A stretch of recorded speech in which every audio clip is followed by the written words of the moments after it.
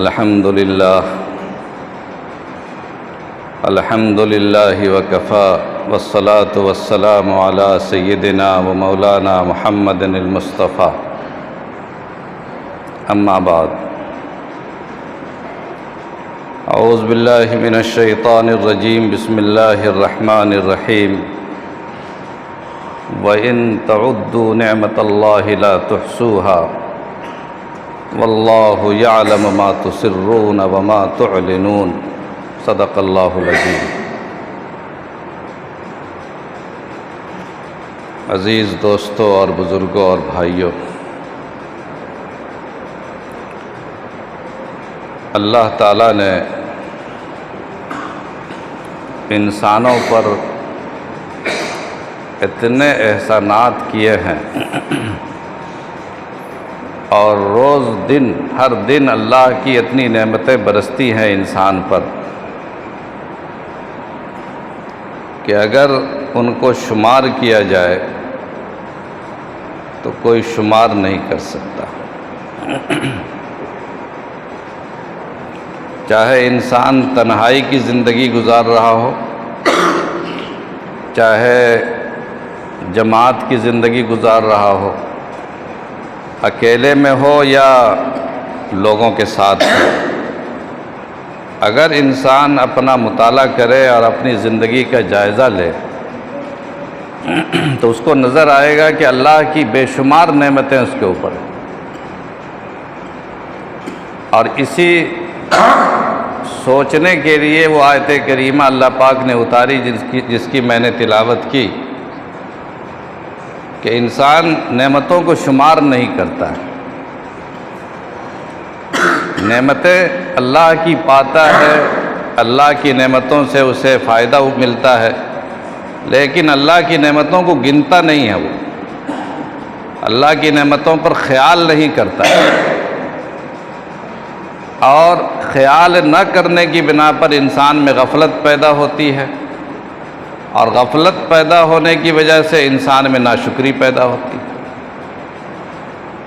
ایک انسان بے خیالی میں ہے، اس کو ہزاروں ہزار نعمتیں مل رہی ہیں کسی انسان کی طرف سے، اور اسے خبر نہیں ہے، اسے احساس نہیں ہے کہ اس نے کتنے احسانات اس پر کیے ہیں۔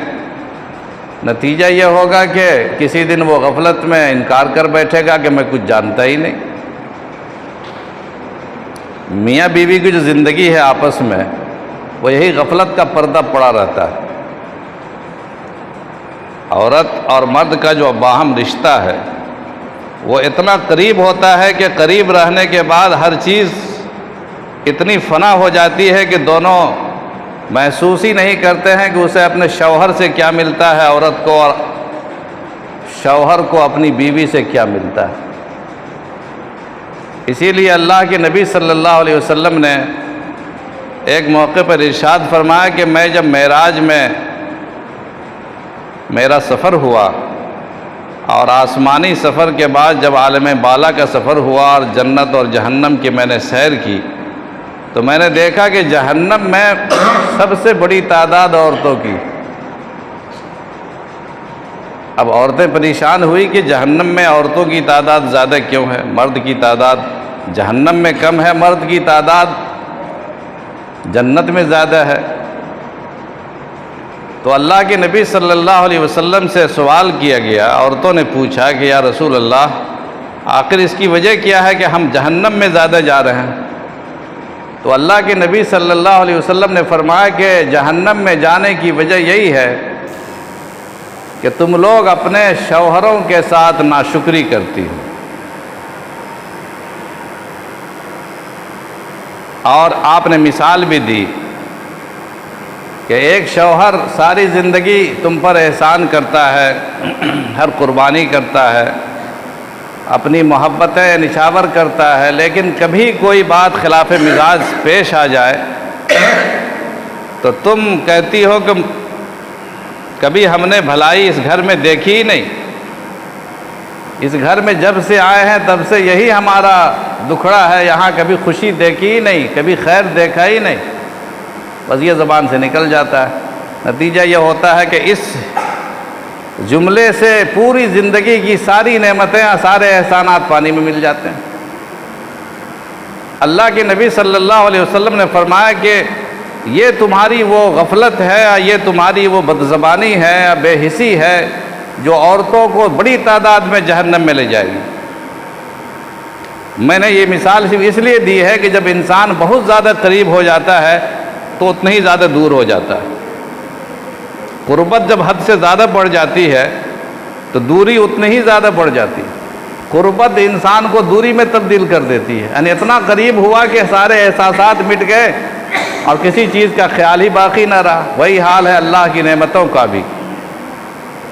اللہ تعالیٰ کی بے شمار نعمتیں صبح سے شام تک انسان پر نازل ہوتی ہیں، اور ہر منٹ، ہر آن، ہر لمحے جب انسان اپنا مطالعہ کرے اور غور کرے تو اللہ کی نعمت سے وہ مستثنی نہیں ہے، اللہ کی نعمت سے بے نیاز نہیں ہے، اور اللہ کے کرم سے وہ کبھی مستغنی نہیں ہو سکتا ہے۔ وَمَا تَشَاءُونَ إِلَّا أَن يَشَاءَ اللَّهُ، تمہاری چاہت، تمہارے دل کی دھڑکن، تمہاری ایک ایک سانس وہ اللہ کی مرضی سے چل رہی، لیکن انسان سوچتا نہیں ہے۔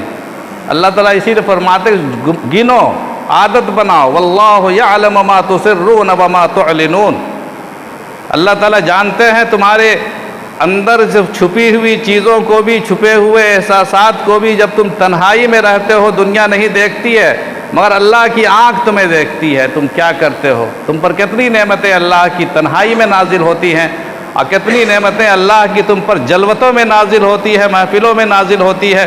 اللہ کے کرم سے تم کب مستغنی ہو، کب بے نیاز ہو، مگر تم اللہ کی نعمتوں کو گنتے نہیں ہو، اس لیے تم ناشکری کرتے ہو۔ انسان کو اپنے سوچنے کا زاویہ بدلنا چاہیے، انسان کو اپنی فکر کا طریقہ بدلنا چاہیے۔ قرآن کریم کی یہی دعوت ہے، اس آیت کریمہ کا یہی پیغام ہے کہ انسان کو احساس کرنا چاہیے کہ میرے ساتھ کیا ہو رہا ہے۔ آج کا دور، بلکہ ہر دور میں انسان جو پاتا ہے اسے نہیں دیکھتا ہے، جو نہیں ملتا اسی کو دیکھتا ہے۔ جو اسے مل رہا ہے اس کا اسے احساس نہیں ہے کہ مجھے کیا کیا مل رہا، لیکن جو نہیں ملا ہے اس پر نظر ٹکی ہوئی ہے کہ فلانی چیز ہمیں نہیں ملی۔ اللہ تعالیٰ فرماتے ہیں کہ جو نہیں ملی اسے نظر انداز کرو، جو ملی ہے اسے تم شمار کرو۔ اگر تم ملی ہوئی چیزوں کو شمار کرو گے، اپنا نظریہ تبدیل کرو گے، اپنے اوپر یعنی غفلت کی چادر ہٹا کر کے اللہ کو اپنی کھلی ہوئی آنکھوں سے دیکھو گے، تو جو کچھ اللہ تم پر کر رہا ہے ان احسانات کو تم گنتی نہیں کر سکو گے۔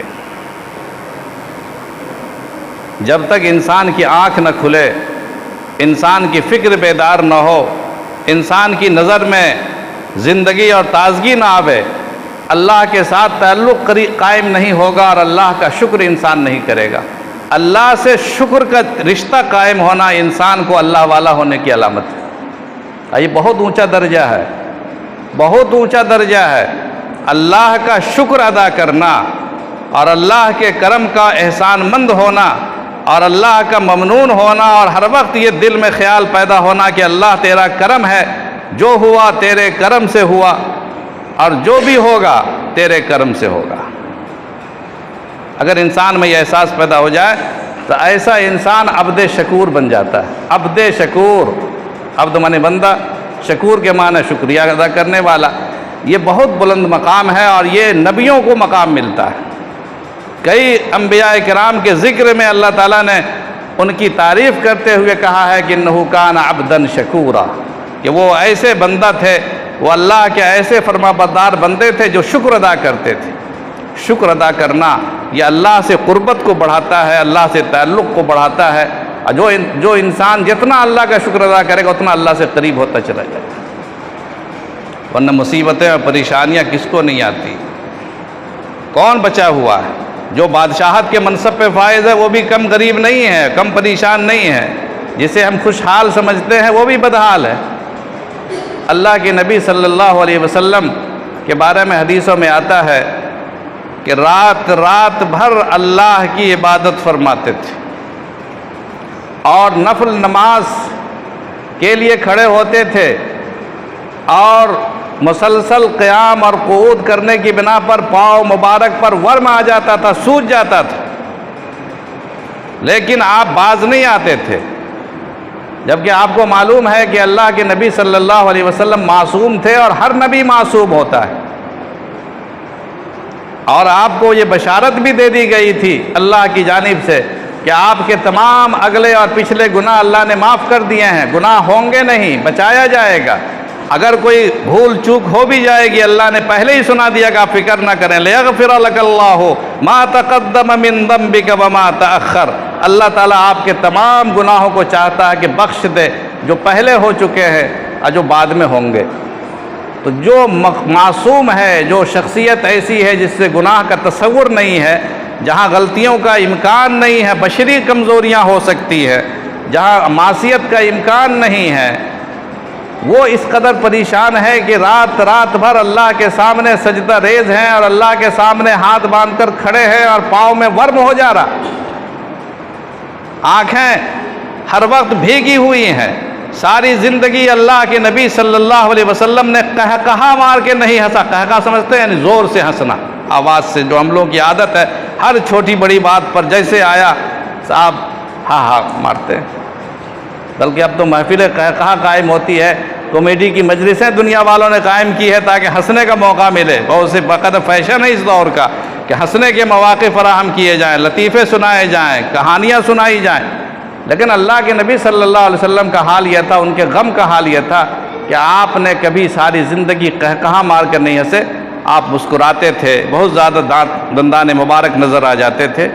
آپ کے سینے میں اتنا غم تھا کہ خود اہلیہ محترمہ حضرت عائشہ بیان فرماتی ہیں کہ اس طرح وہ آواز آتی تھی غم کی، جیسے ہانڈی ابل رہی ہے۔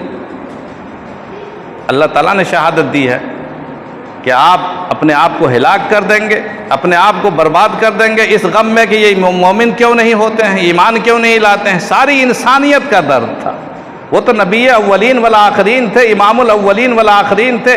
ہم اور آپ، یہ دنیا میں کسی بھی انسان کو کسی ایک طرح کا غم ہو سکتا ہے، چند طرح کا غم ہو سکتا ہے، لیکن جو انسان کے پیغمبر انسانیت ہو، جو انسان کے مقصود کائنات ہو، جو انسان کے آدم سے پہلے پیدا کیا گیا اور سب سے آخر میں بھیجا گیا، اور جس کی تائید کے لیے نبی آئیں گے ان کے امتی بن کر حضرت عیسیٰ علیہ السلام، ان کے ساتھ کتنے مسائل ہیں جو حشر میں بھی، میدان حشر میں بھی جھنڈا جن کو دیا جائے گا، وہاں بھی بخشش کا صحرا آپ کے سر باندھا جائے گا۔ کتنا غم ہوگا، کتنی پریشانی ہوگی، اس قدر پریشان رہتے تھے۔ تو ایک دن عرض بھی کیا ایک صحابی نے حضور اکرم علیہ السلام سے کہ آپ اتنی تکلیفیں اٹھاتے ہیں، اللہ تعالیٰ نے تو آپ کو بخش دیا، آپ کے پاس کچھ ہے ہی نہیں، کوئی گناہ ہی نہیں ہے، اعلان فرما دیا ہے۔ تو آپ نے یہی فرمایا تھا اللہ کے نبی صلی اللہ علیہ وسلم نے کہ میں جانتا ہوں، تم بھی جانتے ہو، اللہ نے مجھے معاف کیا ہے، تو معاف کرنا بھی تو اللہ کا کرم ہے، اس نے مجھے بخش دیا، یہ بھی تو اس کا احسان ہے۔ افلا اکون عبدن شکورا، یہی فرمایا، افلا اکون عبدن شکورا، کیا میں اللہ کا شکر گزار بندہ نہ بنوں کہ وہ معاف کرنے پر تلا ہوا ہے؟ کیا میں اس کا شکریہ نہ ادا کروں کہ جو معاف کرتا ہے اس کے سامنے اور جھکنا چاہیے؟ ہم شیر بن کے نہیں رہ سکتے ہیں۔ جس کو جتنا معاف کیا جائے گا، جس پر جتنا کرم کیا جائے گا، اتنا ہی وہ اللہ کے سامنے جھکتا چلا جائے گا۔ اسی تصور کو، اسی نظریے کو بدلنے کی ضرورت ہے۔ آج انسان اپنی مصیبتوں کی شکایتیں کرتا ہے لیکن اللہ کی نعمتوں کا شکریہ ادا نہیں کرتا۔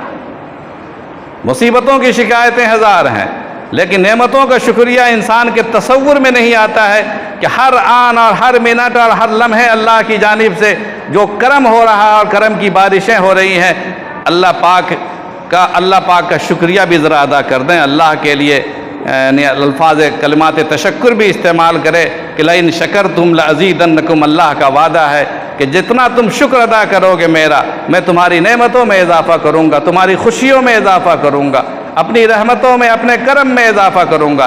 اس نظریے کو تبدیل کرنے کی ضرورت ہے۔ حضرت عمران بن حسین صحابی رسول ہیں، قصہ واقعہ یاد آیا صحابی کا۔ یہ آئیڈیل ہیں، صحابہ کی زندگی، نبیوں کی زندگی ساری انسانیت کے لیے آئیڈیل ہے، یہ نمونہ ہے، اور ان کو دیکھ کر انسان کو اپنی زندگیوں کو اس سانچے میں ڈھالنے کی ضرورت ہے۔ حضرت عمران بن حسین بہت بڑے محدث صحابی ہیں، روایتوں میں کتنی روایتیں کتب حدیث میں ان سے منقول ہے۔ ان کے بارے میں آتا ہے حضرت عمران بن حسین رضی اللہ تعالیٰ عنہ کہ وہ بیمار تھے آخری عمر میں، بہت بیمار۔ اب بیماری کون سی تھی؟ پیٹ کی خرابی، دست کی شکایت تھی، دست ہوتا تھا مسلسل، اور اس قدر دست کی شکایت تھی کہ علاج کرتے گئے، مرض بڑھتا گیا، جو دوا کی، مریض عشق پہ رحمت خدا کی، اس طرح بیمار ہوتے چلے گئے۔ دست تو انسان کو برباد کر دیتا ہے، 1-2-4 دن ہو جائے انسان کو۔ اللہ پاک کا کرم دیکھیے، اتنے بڑے صحابی، اتنے بڑے محدث، اتنے بڑے عالم دین، اور اپنے وقت کے مقتدی اور پیشوا 30 سال تک مسلسل وہ دست کے مریض رہے، 30 سال تک۔ اگر کسی کو 1 مہینہ یا 2 مہینہ بھی اگر دست آ جائے تو بستر پکڑ لے گا، وہ بھی بستر پکڑ لیے، اٹھنے کی سکت نہیں، بیٹھنے کی سکت نہیں، طاقت نہیں۔ نتیجہ یہ ہوا کہ جس تخت پر وہ سوتے تھے اسی تخت میں ان کے استنجا کی جگہ پر سوراخ کر دیا گیا تھا نیچے، تاکہ استنجا کریں۔ پہلے زمانے میں تو یہ انگلش باتھ روم بھی نہیں تھا، یا اگر یہ ہوتا بھی تو بیٹھتے کیسے، کون اٹھاتا؟ مسلسل تو دست ہو رہا ہے، ہر آدھا گھنٹہ پر، 2 گھنٹے پر، 4 گھنٹے پر دست ہوتا، اٹھنے کی سکت نہیں۔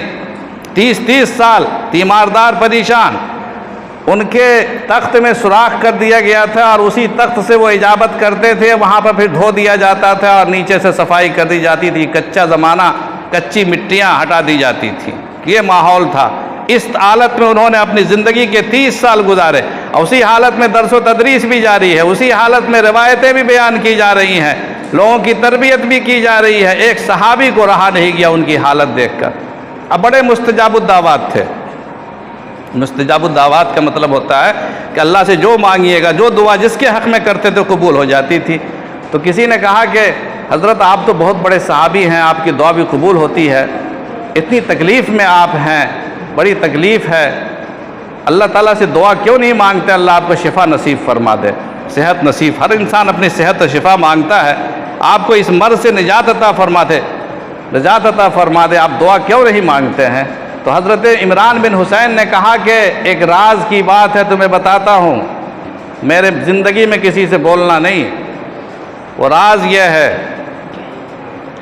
کہ صبح میں بھی اور شام میں بھی غیبی فرشتہ میرے پاس اللہ کی جانب سے آتا ہے۔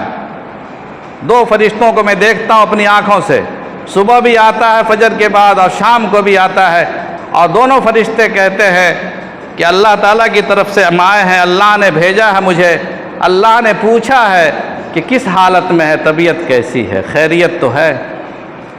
اتنا بھی کرم ان کا کوئی کم تو نہیں ہے، اتنا بھی کرم ان کا کوئی کم تو نہیں ہے، غم دیکھے وہ پوچھے ہیں کوئی غم تو نہیں ہے۔ اللہ کی جانب سے 2 فرشتے آتے ہیں اور پوچھتے ہیں کہ عمران سے پوچھو کہ کوئی غم تو نہیں ہے، پریشانی تو کیسی طبیعت ہے؟ یہ صبح اور شام کا سلسلہ ہے، اگر میں دعا کر لوں اور یہ بیماری میری ختم ہو جائے تو یہ فرشتوں کی آمد بند ہو جائے گی، اور اللہ جو خیریت پوچھنے کے لیے آدمی کو بھیجتے ہیں، فرشتوں کو بھیجتے ہیں، وہ پوچھنا سلسلہ بند ہو جائے گا۔ میں چاہتا ہوں کہ میری بیماری بڑی مسلسل رہے اور پروردگار اپنا قاصد بھیجتے رہیں اور خیریت پوچھتے رہے، اس سے بڑا کرم کیا ہو سکتا ہے؟ انسان کو سوچنے کا نظریہ بدلنا پڑے گا کہ مصیبتیں جو آتی ہیں ان مصیبتوں میں بھی کتنی رحمتیں ہیں، ان مصیبتوں میں بھی کتنا کرم ہے پروردگار کا۔ سچ فرمایا پروردگار عالم نے کہ وَإِن تَعُدُّوا نِعْمَتَ اللَّهِ لَا تُحْصُوهَا، اللہ کی نعمتوں کو جتنا بھی تم شمار کرو گے تم شمار نہیں کر سکتے۔ اللہ ہمیں سمجھ نصیب فرمائے اور کہنے سے زیادہ اور سننے سے زیادہ عمل کی توفیق نصیب فرمائے۔ وآخر دعوانا ان الحمد للہ رب العالمین۔